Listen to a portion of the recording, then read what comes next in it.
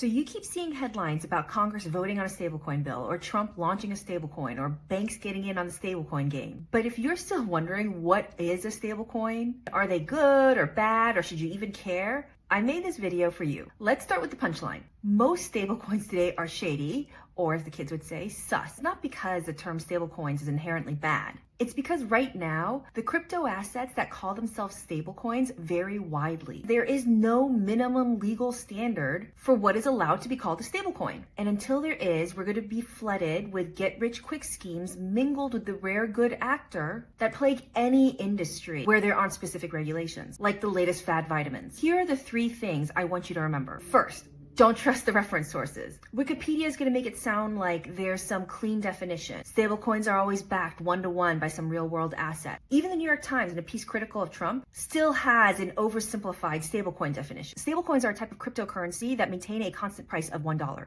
But unless you know how to look under the hood, oversimplified definitions are likely to be wrong. The stablecoin jargon is there to distract. Fiat-backed, crypto-backed, commodity-backed, algorithmic, over-collateralized. Don't get distracted. There is no one to hold them to any of those claims. This is going to be reminiscent of our 2008 financial crisis. There were sexy, complex financial products like CDOs and credit default swaps that were all the rage on Wall Street. Billionaires made more billions until we found out that all of their sexy products were built out of bad debt. And then we, taxpayers, had to bail them out. Number 2, the stablecoins market is very, very noisy. Today, there are 232 active stablecoins. For comparison, there are only 180 national currencies, and only 20 of those 180 make up over 98% of the global transaction. With stablecoins, we've got even more of them, but we know much less. No regulations, no minimum requirements, no transparency. And in the stablecoin space, one dominates more than the other. A little like the US dollar dominates the global payment space. Tether makes up about 70%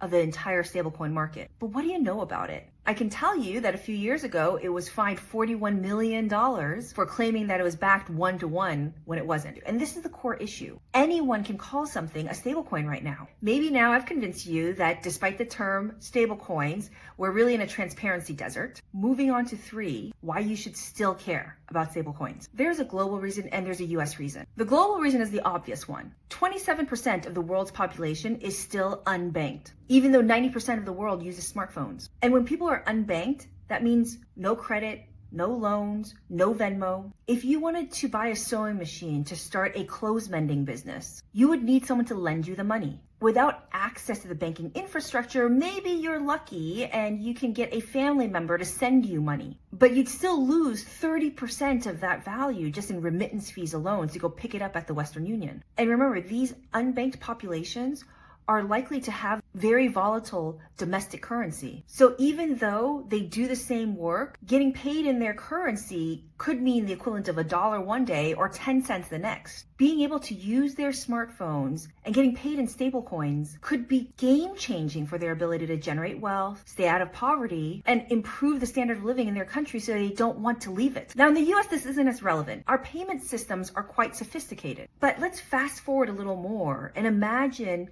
a future digital economy where you control your digital value and your digital identity. There aren't platforms skimming off the top, or worse, making money off of you, stealing your digital activity, and never compensating you for it. In a Web3 future, well-regulated and transparent stablecoins could finally enable us to move value in an internet-native way without paying a toll to every middleman along the way. Just to give you a glimpse of the digital taxes we pay now, Visa made $14.8 billion in fees in the US alone last year. That's enough to fund the entire Head Start program and still leave $3 billion on the table. And that's just one middleman. So wrapping up, stablecoins aren't by definition scams, but they're also not automatically trustworthy. The space is super noisy. And if the government were really trying to unlock a Web3 future where we were less dependent on middlemen, they'd be focused on getting definitions and transparency on the books ASAP. Sadly, that's just not where they are right now. They're most focused on either slamming Trump